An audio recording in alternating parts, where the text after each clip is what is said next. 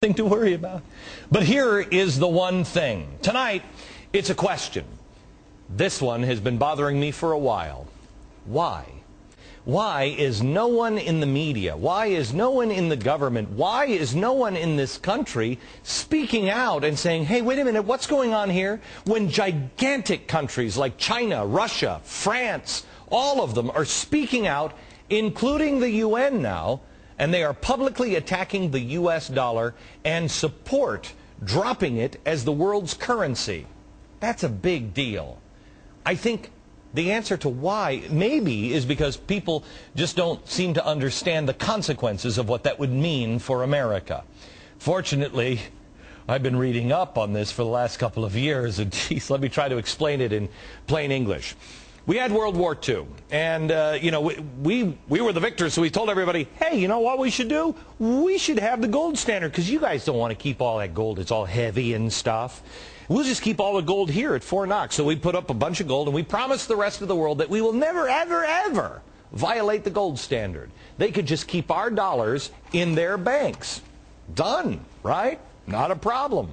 Well, it wasn't a problem. We got through the war and everything else. When it became a problem was in 1971 or 1972. We had been fighting Vietnam, and we decided that we also really needed that great society. Well, we wanted everything. And what does America do? Oh, we decide we can have everything without any consequences or ramifications whatsoever. Well, the promise we made the rest of the world in 1945 and 1971 or 72, we broke. And all of a sudden the world said, wait a minute, hold on just a second. What are you doing? We said, yeah, we're going to get off that gold standard thing. I mean, it's just so 1945 for us. We'd like to print more money so we had more money to spend. Well, as you can imagine, the rest of the world was a little upset with us. But that's when we made them a second promise. Hey, guys, wait, before you dump our dollar, I tell you what. We'll just borrow a lot of money from you guys, and then we'll buy your stuff. What do you say? Well, the rest of the world, just as greedy as we were, went, okay, you'll buy our stuff? Sure. Well, we also had to promise them that we would never, ever trash our dollar. We would never spend like we were maniacs. We'd never do it. Well, now we are. You notice, when I was 45 years old, when I was growing up, this country was the world's biggest lender. But because we left the gold standard in the 1970s, we're now the world's biggest borrowers. And just like when it happens to you, if you are, really bad with a credit card, pretty soon people stop lending you money.